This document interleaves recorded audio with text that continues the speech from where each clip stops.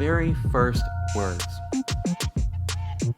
You wouldn't think that would be the hardest part, or at least I never thought that would be the hard part. Open your mouth, say things that you think people would like to hear. That's the point.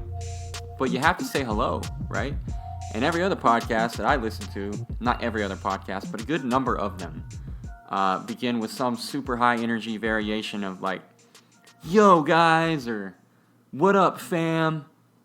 And I gotta be honest when I tell you, I'm just really not a big, powerful hello guy. I'm really more of a head nod guy, which clearly does not play well for an audio-only podcast.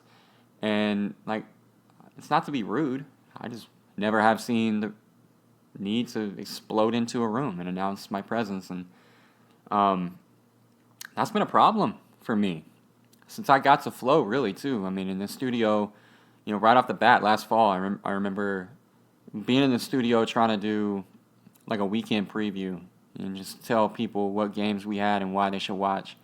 And evidently, I lacked the requisite energy or enthusiasm for the subject because I never got it in one take. I would always, literally, probably 90% of the time, I would do the what's up guys thing, and it wouldn't be what's up guys enough for the folks who decide how that should go. So I would do it again and do it again. And eventually I'd get it enthusiastic enough to appease everyone, or they just get tired of listening to me do it and they just say, fine, whatever, that's good. But yeah, it's not really my thing. I'm just not, I'm not the big faux energy guy. So yeah, am I overthinking this? Yes, absolutely. I'm definitely overthinking it, but I don't care. Because this is really how I feel, and this is Real Talk Radio right now. But I have a plan. I know what I'm going to do. Instead of saying hello, I'm just not going to say hello. I'm just going to say something random. I don't know what it'll be. I'll decide that day what fun fact I will bless y'all with. For example, did you know that if you signed up for Green Bay Packers season tickets today, you'd make it to the front of the list in about 1,000 years? And look, I'm not a big science guy either, so I can't say for sure, but I'm pretty sure that there's not a diet out there, ketogenic diet included, that's going to get you 1,000 years down the road. Sorry about that, Packer fans. On today's show, I'll get to the NFL's new beloved helmet rules and the Freedom Bowl. I've got interviews with Milton High School Athletic Director Gary Sylvestri and North Gwinnett wide receiver Josh Downs, plus college football officially back, and we're going to hit leadoff with UMass and Duquesne. But first, something really stupid. The Texas A&M whistleblower is all the rage this week, all over my radio, on my TV. Some kid named Santino Marshall. I don't know. Santino. Santino was a linebacker at A&M last year. He was a former 4-star prospect, and he transferred to Arizona to rejoin Kevin Sumlin. Makes perfect sense. Rules are rules. Transfer, you sit out a year. Santino does not want to sit out a year. So, he's lawyered up.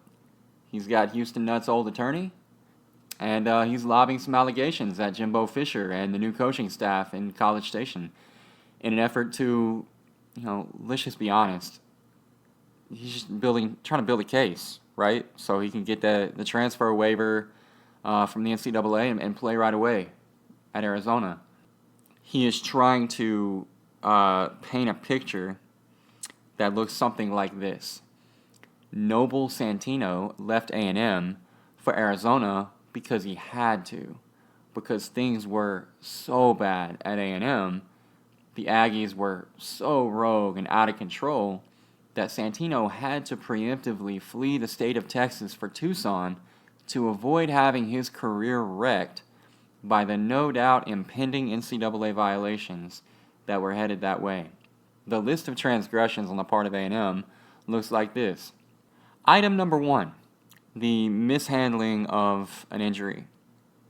which was a bum ankle, and the coaches were like, yo, tape it up, go to practice. Item 2 was the funding of unofficial visits, which is a fancy way of saying that the coaches gave current players some cash and said, hey, go take this 5-star prospect out, show him a good time, so he'll want to come play here, please and thanks. There was, where are we at? Item 3? Yeah? Item 3 was impermissible summer workouts, which for those of you who do not know, in large part, coaches are not permitted to attend team workouts during the summer because then that team workout would become a practice, and, can't practice when you're not allowed to practice. So coaches were there.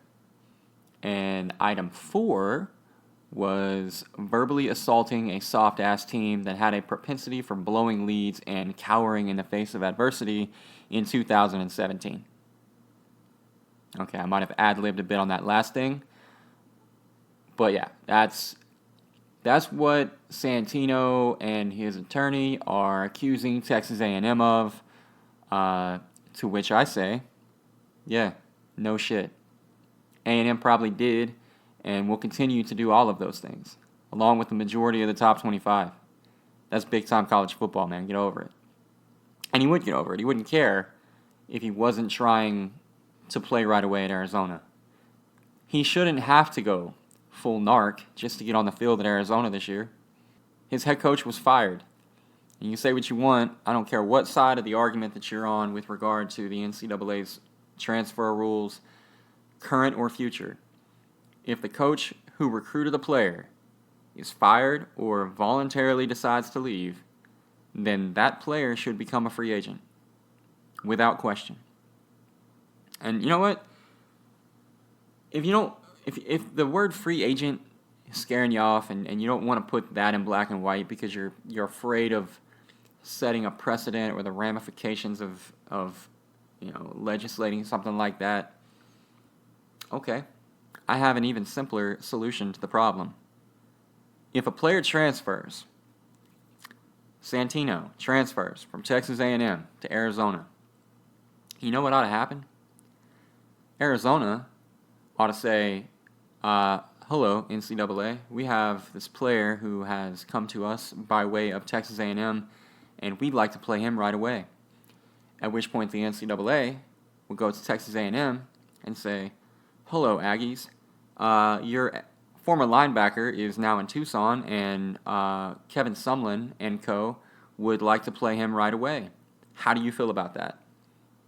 And A&M and every other school, knowing that should they say no, that this right here is the likely scenario, a legal battle with accusations and NCAA violations swirling around in the air, they're going to say, you know what?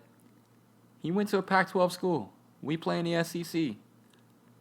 The odds of us seeing them in the playoff, which is the only time that we would see them, are not great. And it would greatly reduce the headache if we just let him play. And they would just let him play. And we could all avoid all of this. In other news, the NFL, who, has been sued for $1 gazillion by the previous generation of players for its, call it ignorance and or reckless rule enforcement as it pertains to the prevention of head injuries, is now getting killed by fans and current players for a series of new rules that aim to discourage helmet-to-helmet contact and, shall we say, unnecessary rowdiness. Look, the preseason is what it is. I love it, you love it, we all love it because it's football back on our TV. But we know what we're getting into with that, or at least if we forgot, we remember real quick in the first game, and which is we're there to watch our ones, or any rookies that we may be interested in seeing. But for the most part, at most, you're watching a half of football. And in most cases, you're watching a quarter of football.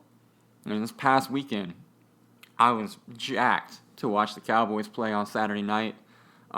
Yes, I'm a Cowboys fan.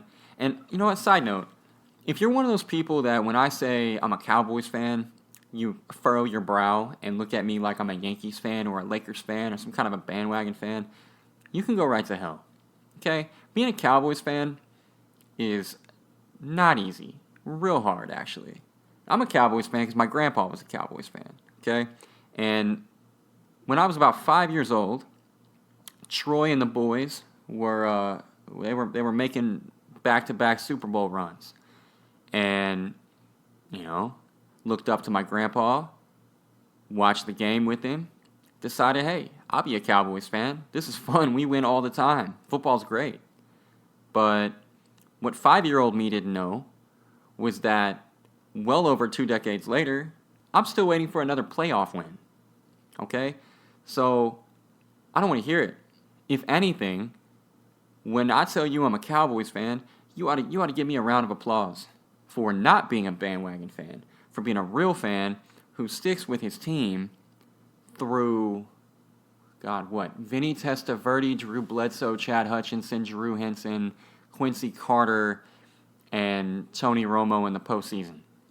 All we know is heartbreak. All we know is disappointment. For the last 20, however many years, 25 years, 27 years, whatever it is, that's what we know. I digress. I was excited to watch the Cowboys play. I have very high hopes for my team again this year. So, had some friends over, put on a little spread, had the game on TV, watched a quarter and a half. And then we were in the kitchen playing some kind of a board game. That's the preseason. Because all I cared about was watching the ones. And by the way, the ones look pretty good, at least on defense. That defensive line is coming together finally quite nicely. Pass rush is there. The linebackers look phenomenal. Jalen Smith finally looks like the player that I don't think very many of us actually thought he would be, if we're being really honest. But we all sure hoped he would be that. And Cowboys fan or not, you should have hoped that Jalen would eventually look something like the prospect that he was at Notre Dame.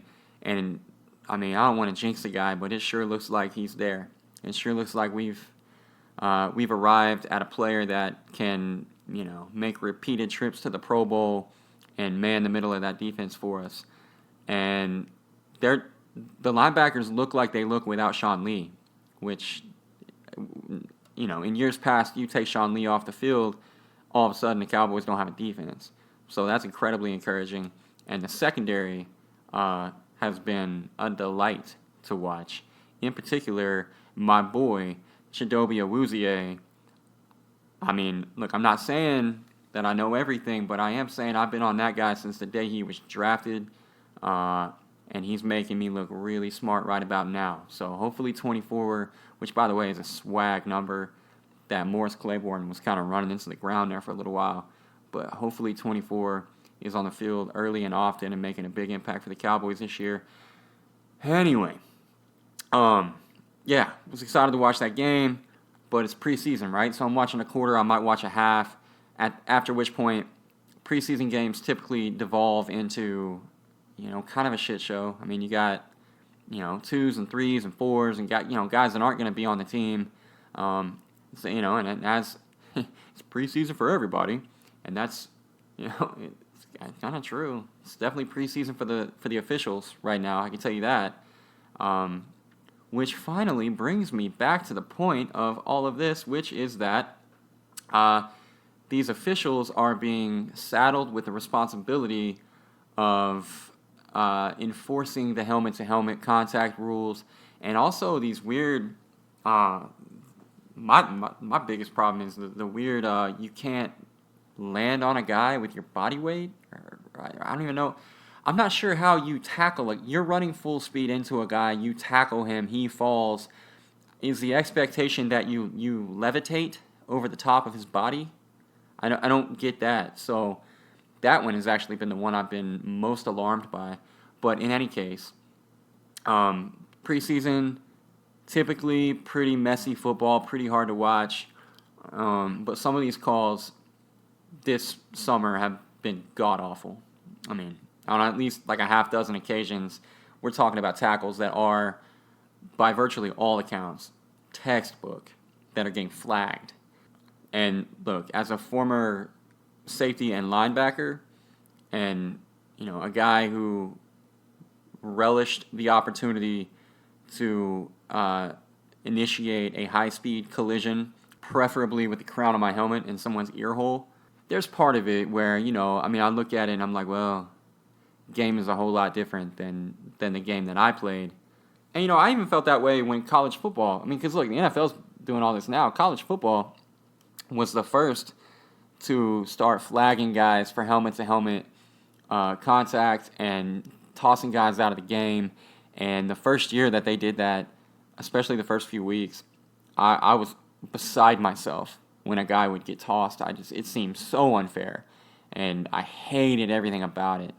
But it's kind of like the old frog in the boiling pan, right? You put the frog in the water at room temp, and then you turn the heat up, and then eventually, actually, I don't actually know if that metaphor applies here, but the point is, gradualism. That's the point. We are initially like, whoa, this is awful. But over time, in 2017, if a guy goes helmet to helmet with a receiver down the sideline and gets tossed, I'm like, yeah, bro, you should know the rules. You can't do that now. You haven't been able to do that in 5 years. So I think there's some of that to this. I think that a lot of these. I think the rules that have been legislated by the NFL and that the officials are trying to enforce come from a good place. And I think we'll get to a point where we get used to it and it doesn't drive everyone nuts. There's also a younger generation of player that is going to have come up playing with those rules, and this is not going to be the massive culture shock to them that it is to, say, a guy like Richard Sherman, who is always vocal but has been vocal about this as well. But in any case, I can't disagree that a lot of these calls haven't been really, really bad. The football hasn't been great as a result. I don't think defenders really know what to do right now. It's a real weird time for the NFL. Having said all of that, the NFL has been getting destroyed by former players and the media for player safety for years. And the NFL is a business that would like to remain profitable. So its consumers, participants, and the media that covers it, they say, hey, we want a safer game, right? So the NFL is trying to make it a safer game, right? And now we all hate them for that instead? Honestly, we kind of did this. This is the game that we, in a roundabout way, asked for. Kinda. So it feels real weird to say this, but for a change, there's no faulting the NFL on this one. And they're doing what they have to do to keep the business running. Do they need to pump the brakes a smidge on what they're considering a foul? Yeah, and I sincerely hope they do. And apparently there is some kind of a reassessment going on right now where they're taking a look back at the train wreck that has been the last 2 weeks, and they're going to try to prevent the actual regular season games from being that. And that's great, but there's only so much tweaking that can be done. At the end of the day, your head is attached to your shoulders. It's impossible to avoid touching your helmet to a player when you're making a tackle. For the most part. So more than the league needing to try to adjust the rules or whatever, it's kind of incumbent on the officials to just suck less at calling these penalties, quite frankly. It's a fast game, and I get that, but some of what we've seen in the past 2 weeks is really, really bad and cannot happen in a game that counts. Cannot. But you know what? Eventually it will. One of these calls is going to impact the outcome of a game. It's going to impact the outcome of a team's season. It's going to impact the employment of a coach, and on and on and on. And if it's your team, I'm just going to tell you, I am getting mentally prepared for a scenario in which a hit that a Dallas Cowboy makes in a game is flagged, and it alters the outcome. And we lose a game we should have won. And we miss a playoff spot by that game.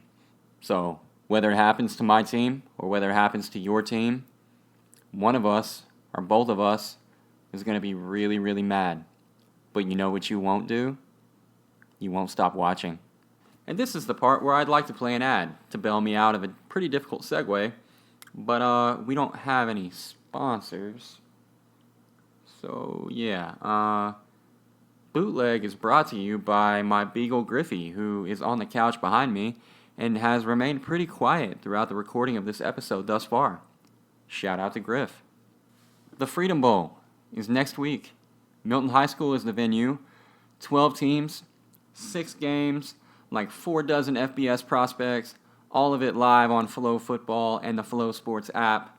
Yesterday, Milton Athletic Director Gary Sylvestri was kind enough to spend a portion of his lunch break with me on the phone talking about the event as it pertains to his school, what went into the process of developing the event, working with the Freedom Bowl founder, David Menard, and his team, and what sets this one apart from other high school football showcases around the country, one of which we'll have the following week. So anyhow, here's Gary.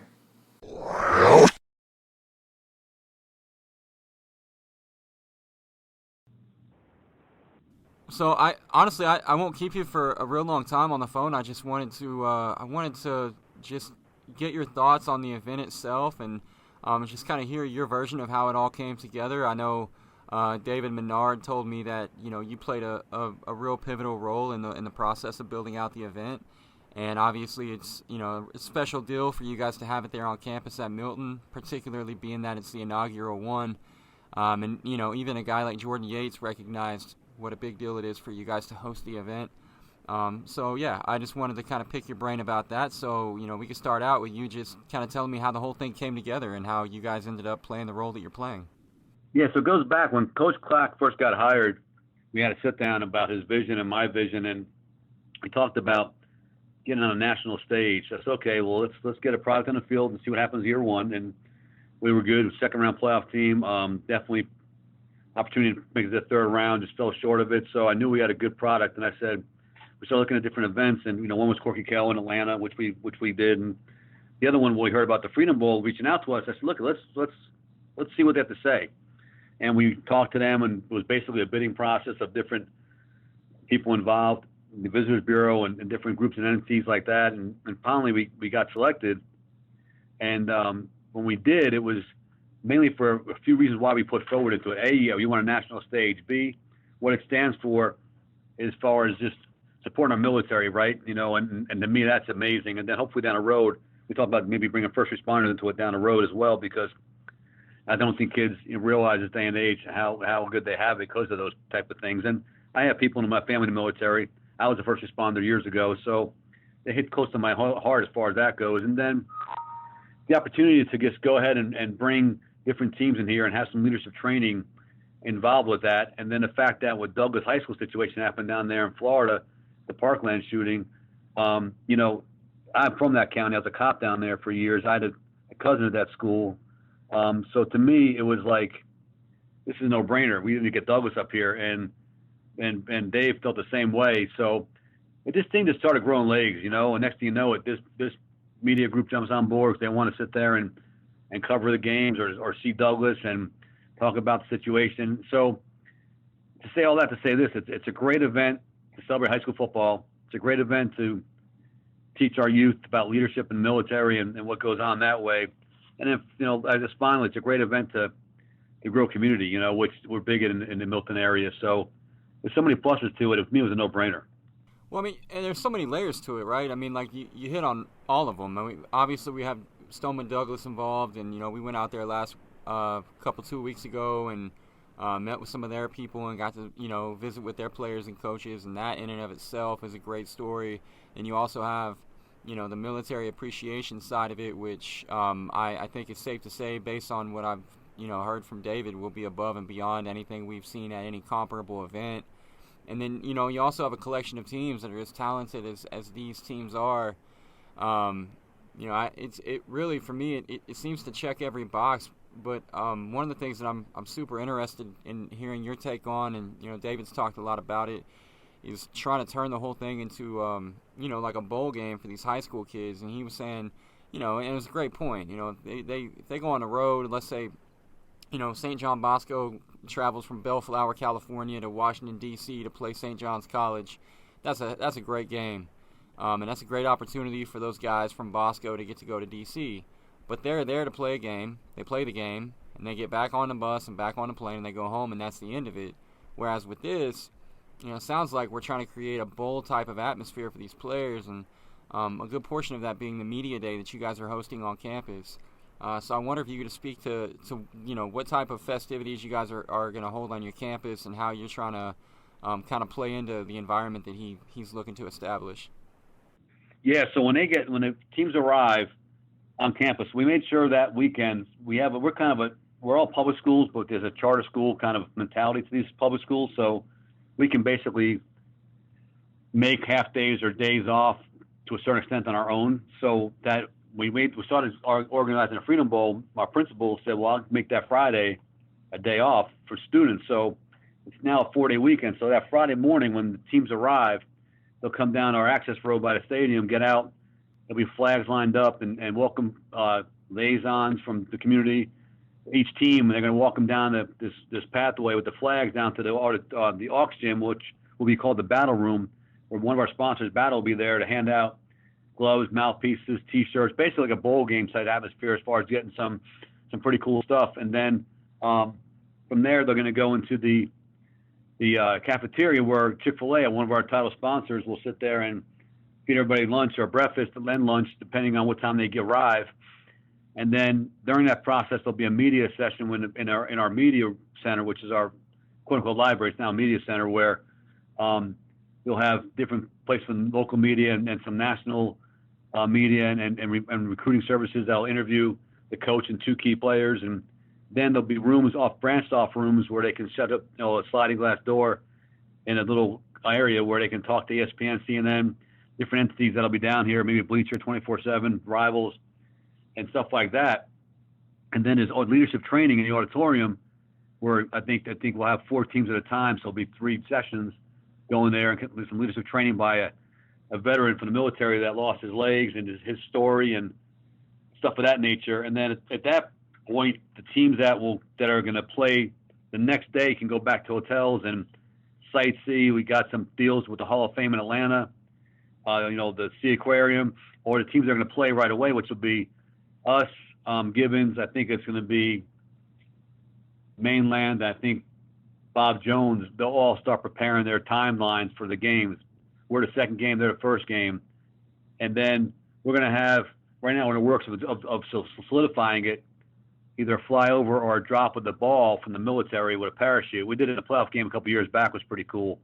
Depending on the weather, depending on the window, stuff like that with the, as far as that goes, but we'll have something like that really cool. And then we're having there's just kind of military paraphernalia throughout the stadium, and different things there showing the guys, that this is a military type bowl. So it's really a cool atmosphere. The hotel rooms, they'll have little welcome bags for the players and hotels. So you're going to get, the next time you'll get this is you're in a college, either recruiting trip or a bowl game. And that's what we want to try to duplicate at this level. Yeah, no, I mean, it sounds first class all the way. And, one of the things that David had mentioned to me when we were in Broward County last week was that he wanted to take this to the right location, and he felt like Milton was the perfect location. He called you guys the most patriotic community he's ever been to. So I wonder what this means to not just you and Milton High, but the community of Milton to have an event like this in your backyard. Well, I'll tell you what, they talked about security, and Greg, the security specialist, talking with me about security. He says, "What do you think of resistance?" I go, "No. There'll be no resistance in this community. You'll get nothing but support." We do a great job in Milton, the city of Milton, during different Veterans Day and different holidays, where they line the streets, literally the streets, with flags of fallen veterans. And then on our front lawn at school is something really cool. We're trying to do it for this week for the bowl game as well. Is have the 9/11 flag. So they have these little flags on our front lawn. You can go on the internet and find it. And every victim that was killed in 9/11 is represented by a flag, and her name's on that flag. And it's on our front lawn. It's amazing. And then the tribute on 9/11, we have the military, first responders here, and we have some people that were in New York at the time, and they come down and talk to our community about it. So I think that it's so unique being not from that area, but that our community is so, we have the Veterans Parade, we have the Old Soldiers Parade. So all that combined, I think that's why I think it's going to be a slam dunk beyond the football part of it, obviously, is the support for the military. Yeah, no, like I said, I couldn't agree more. I'm very excited to get out there and take it all in. This is a trip that I've been looking forward to for a while. So last question, and then I'll let you go. I'll let you eat your lunch. But what is if there was one thing that these players are going to take away from it, you know what I mean? A guy like Jordan Yates or Alan Walker, Joe Charleston, I mean, those guys are going to go play on Saturdays, and they'll see, at some point in their career, they'll see something bigger. Other guys, this is as big as it'll get, barring, a state championship run, regardless of where they're going to be a year from now or 4 years from now. What if there was one thing that you wanted your players to take away from this, what would it be? Great question. Wow. I think it's kind of a layered answer. I think first and foremost, appreciate what the military does for our country. Appreciate what the first responders do. Number two, appreciate you're going to go to battle with your brothers. That you'll never get this back. And we have guys in the NFL that tell us all the time the best years in high school. And I think they go so fast that these guys don't remember it until it's too late, right? So use this to be put this memory bank as this one game. This one event stays there for a very long time.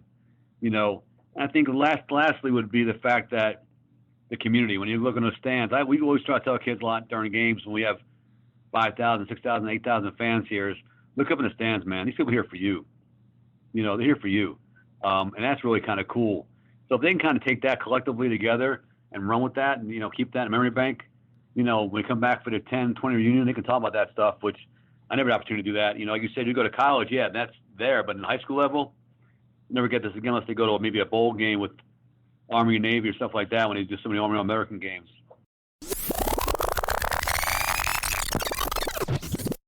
Number 25, Milton will host 7th-ranked Cardinal Gibbons in the Friday night showcase event. Kickoff is scheduled for 8:30 p.m. Eastern Time. The following night, the grand finale of the Freedom Bowl will be played between Wekiva, Florida, and defending Georgia state champion North Gwinnett. I caught up with North Gwinnett's 4-star junior wide receiver Josh Downs, and we talked some recruiting, we talked some ball, and as it turned out, we also talked about a rapper. Again, just to back up and reiterate, this was early May, and at that point, Josh had, if my math is right, about 15 offers. And then over the course of, again, 4 days, West Virginia, Iowa State, Michigan, Louisville, Oregon, all came calling. It was like the light bulb just went off for like half the coaches in the country, and it felt like they needed to make a phone call to North Gwinnett.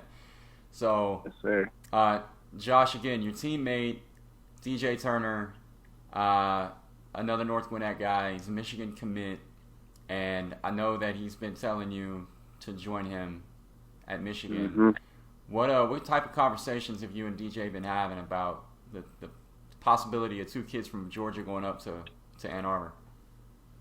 DJ, he knew I was going to get the offer before I actually knew because the Michigan coaches went and talked to his mom about me. And he knew it was coming. And then when I got it, he was just like, I told you it was coming. I was like, he was right, bro. And he was like, yeah, they told me they was going to offer you about yesterday. So I went up to visit in July, and DJ's just like, hey, it's different up there, isn't it? I was like, oh, yeah, it's different. He's like, that's just how it is, man. Come up there with me. Him and Chris Haynes, I'm real good friends with them. I've known them for a while. He's just like, we can make a home up there. He's like, it's probably the best choice by far. He's like, I knew I was going there as soon as they offered me, as soon as I went to visit. He said it's just different. And we really talk about it probably every other day. We always talking about it, go blue, all that. So it's good talk. Yeah, you say it's different. So help me out with that, because I'm an Oklahoma guy. I live in Texas. I've been to Michigan once in my life, never to Ann Arbor.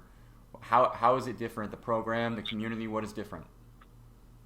It was real. When I went up there, it was just like everything was just like the city, the campus. It was all together. Like you could feel it. It was just like it was a nice feel there. The coaches are on me. They always telling me, We need you up here. It's just like we're moving to a spread. We need a guy like you that can take to the crib on a screen route. They can get open on anything. And I mean, the cities with the school, they've sold out every single game for the past 40 years, and that's 110,000 seats. So it's like, I mean, the facilities are great. It was really just like nothing else you could ask for. And then all the stuff with the academics there, I mean, it was real great. Right on. Okay. So, correct me if I'm wrong, but you just got back from the Michigan barbecue, right? Yes, sir. How was that? Oh, that was some good food. I know that. And it was just good to get some work with the coaches in again and just build a relationship. What's the deal with these barbecues, man? I was actually talking to a friend of mine from Rivals about this. I don't remember the barbecue thing being a thing until like this summer, and now it's like every major program has a barbecue to try to close commitments. I don't even know, but it is really true. Really, everybody's doing them now. I didn't even know. Like last year, all I knew about was really Michigan's barbecue, but this year, I mean, I saw that Clemson had one, NC State. I was like, dang, all these schools having a barbecue. It's just. I guess it's just a trend. Yeah. I mean, for example, Arkansas, Oklahoma, and Auburn all had barbecues within days of each other. There was actually a prospect who went to the Arkansas barbecue on a Friday and then to the Oklahoma barbecue on a Saturday. Yeah. Okay, so if you had to choose a front runner or a few front runners to land your commitment, who's in the lead right now? Well, I got about a few schools in the front, really. Michigan, NC State, Oregon, North Carolina, and West Virginia right now. Those are my top 5 right now that I'm feeling most likely. But, I mean, it's my recruitment's still open. It's not super early, but I still got 2 years left. So. Yeah, it's pretty early. I mean, you're a 20 prospect, so I wouldn't want you to jump at any school too early on. But it sounds like. You know, I can't speak to any of the others, but it sounds like Michigan is at least off to a really good start with you. Yeah, Michigan. I've known them for a minute, about a year. I've known NC State for a while, so that's a good relationship. UNC, their coaches show some love. Oregon, they show love too. The West Virginia shows love. I mean, it's just where the best opportunity is going to be. That's where I want to go to school at. No doubt. Okay, I have to ask you this. For those of us who've never met Jim Harbaugh, what was your impression of him? Well, I went to a Mercer satellite camp in June. That's the first time I met him, and he was like, I didn't really know him. I was like, "What's up, coach?" He's like, "What's up, Josh?" And then he saw me run a few routes, and he was just like, "Man, you're really he's like, "You're really quick." He's like, "I like the way you move," and I was like, "Oh, I appreciate it, coach." And then when I went up there this time at the barbecue, I mean, he's just a cool, genuine man. He was talking to me and my mom. We talked for about 15 minutes. I mean, it was just like. There was no awkward moment in the conversation. We were just always laughing and stuff, so it was good. That's cool. Okay, I really want to ask you about you, just like what makes you tick. It's obviously a broad question, but the majority of the folks that will listen to this interview or read the article about you that will be written from this interview on our site won't know much about you beyond just, you know, your star rating on 24/7 or Rivals, your highlight tape. So in like 60 seconds or less, can you tell me who Josh Downs is and what he's about? Well, I mean, my family, we're a Christian family, so we go to church a lot. We believe in God. I mean, that's the main thing. I mean, I have a 3.9 GPA, so academics are pretty important to me. With football, I mean, I go to work every day regardless. And I saw a quote, get 1% better every day and you'll be better than the rest. So I really take that into mind. And I mean, I try to get better every single day, take every single rep seriously. I never just take anything for granted. I'm always working, just trying to get better because I know some people think because of my size, I'm not going to be the best. But if I'm out there in the field, I'm going to be the best regardless.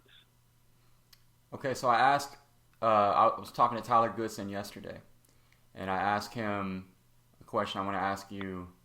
Last year, you guys dropped your season opener to Walton, and then you rattled off 14 straight wins, beat everybody. You beat Grayson, obviously beat Colquitt County in the final on the way to that state championship. But what I want to know is what was that moment like in the locker room after that loss to Walton? because I would imagine you guys went into the season expecting to be state champs, and I imagine you went into that game expecting to smash Walton. What was that like in that locker room after that game? Well, to be honest, going into the season, we didn't think we were going to win state. I mean, we knew we were going to make the playoffs and go somewhere because the new coach, and he was doing real good. But, like, it wasn't until the playoffs that we really thought we was going to win state. And then that first game after Walton, I mean, I'm not even going to lie, it was a pretty down feeling. Everybody was like, Walton, really? Like, come on. Yeah. Like, it wasn't an optimistic feeling in that locker room after that game. And then the next game, we were down 14-0 to Milton, and we were just like, bro, this ain't the season. Like, this is not what we want. But then we had a spark. New quarterback change came in. I mean, I'm not saying that's what happened. That's not the reason we started winning. But Jimmy Urzula came in. We started winning. We couldn't be stopped. Yeah. So okay. So you go into last season and you don't expect to win a state title. So and then you lose the opener. Whatever, fall behind 14-0 in the second game. So there's like, yes, sir. The opening loss is almost a gift in some way because it gives you like a built-in like season-long theme of like redemption. But this year, spoiler alert, I mean you're going to begin the year ranked in our top 25, and I'm sure you'll probably be ranked in the top 25 from Max Preps and USA Today and whoever else. So now you're the hunted. So how has your off-season preparation been different going into your into your junior year? Knowing that the target is going to be on your back and probably expecting to win a state title? Well, I mean, we're still going to work every day. I mean, we're not relaxed because we still got a tough schedule. We play Brookwood, we play Wekiva, one of the top teams from Florida. So, I mean, we're not relaxed at all. And we know Grayson and Marietta, they coming this year too. So it's not a cakewalk in the park. I mean, when we get to the playoffs, we know we're going to have to fight. So we really just going to work. And Coach Stewart, he won't let us chill out. So it is always 100% with us. So game 2 for you guys will be Wekiva at the inaugural Freedom Bowl event presented by Battle during Labor Day weekend this year.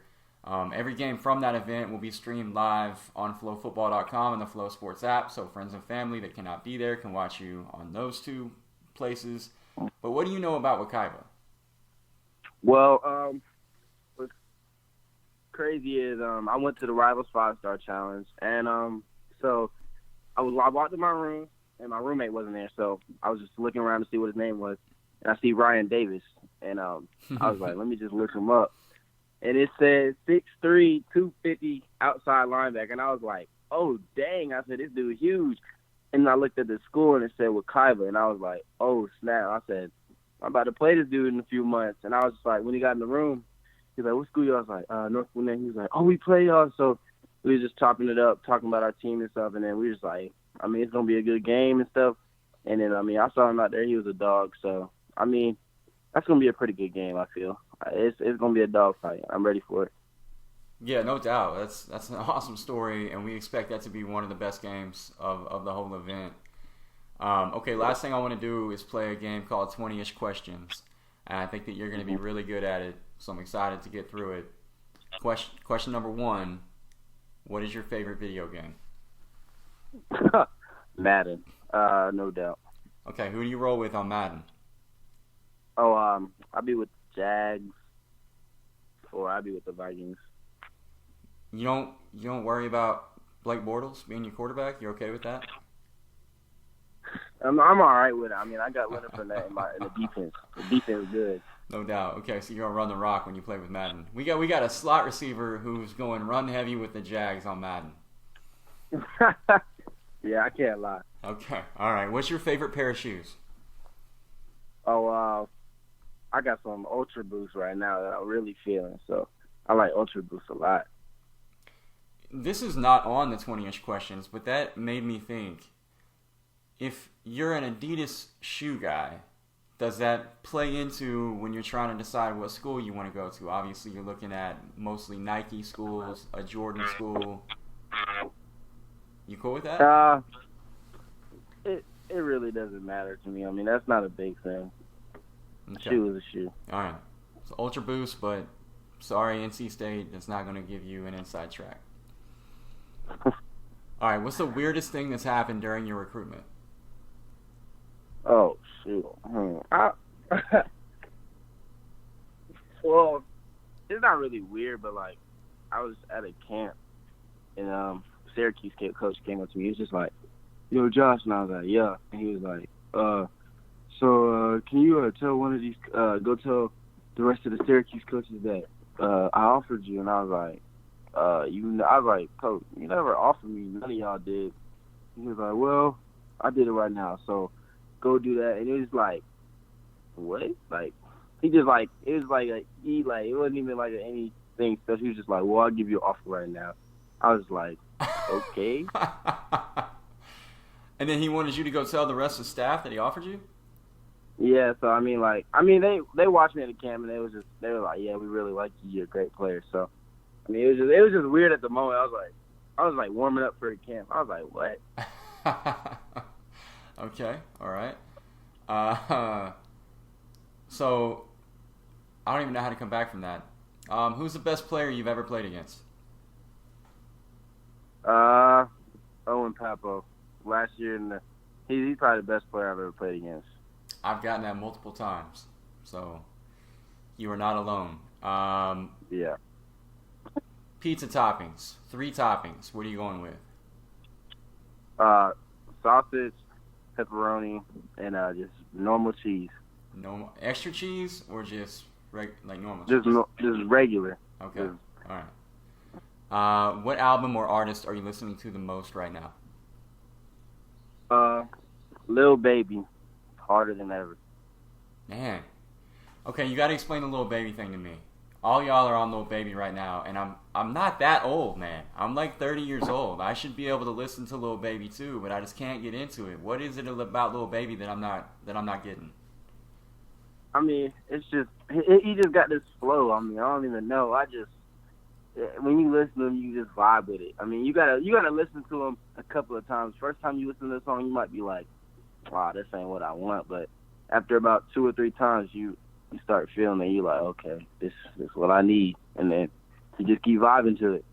You know what I think my problem is the first Lil Baby song I ever listened to was the one that Drake is on, and Drake starts the song, right? So yes, indeed. And Drake's flow on that song is nice. So I'm like vibing to Drake, and then Lil Baby comes in. I've never even heard the guy before, so I didn't really know what to expect, and it kind of killed my vibe because I was really enjoying the Drake part of the song. So I think I wrote him off at that point. I was like, nah, he sucks.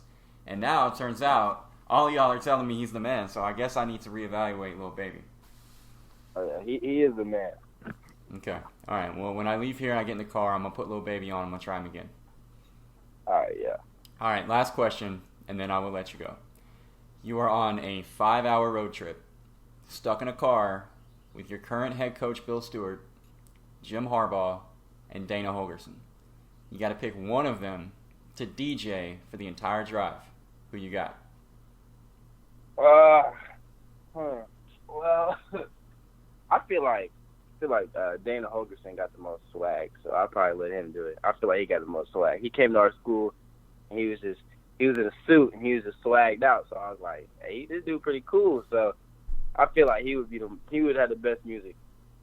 I wholeheartedly agree with that. I feel like not even just of that 3, but I think nationwide, Dana probably upper echelon in musical taste. Now, despite the fact that Bracky continues to count down to next Thursday on social media, the wait for college football is also over. For 8 teams, including UMass and Duquesne, it's game week. And it just so happens that we will be streaming the UMass-Duquesne game, which is the first game of the year live on FloFootball and on the FloSports app, which is, no big deal, but kind of a big deal. And if you feel like you need another reason to watch, besides the fact that it's football that counts on TV, the Minutemen are led by a trio of seniors that you ought to know about. They have a Dick Butkus Award watch list linebacker, Brighton Barr, who is a stud. Is as good a linebacker as you'll find on any independent team in the country. Talking to you, Notre Dame. They've got a Doak Walker Award watch list running back, Marquise Young, who's electric with the ball in his hands. And yeah, they went 4-7 last year, but they legit lost 4 games by a single score. And they lost, they lost to 2 SEC programs. They lost to Tennessee at Tennessee by 4. They led Mississippi State by a touchdown at the half in Starkville in November. So all of that to say, I like UMass to get to 6 wins and get to a bowl game this year. And it's going to be a fun ride because we've got them all year. All 5 UMass home games can be watched live on FloFootball. And the Dukes, for their part, have one of the best FCS running backs in the country in A.J. Hines. And they're going to enter Saturday's game as 23-point underdogs. So, if you're a Duquesne undergrad and you need some beer money for the weekend, might just want to take those points and thank me later. In 2 weeks, the Bootleg Podcast will be moving into the studio, lights and cameras, and me still trying not to suck. So keep an eye out for that. And this is the part where I stop talking.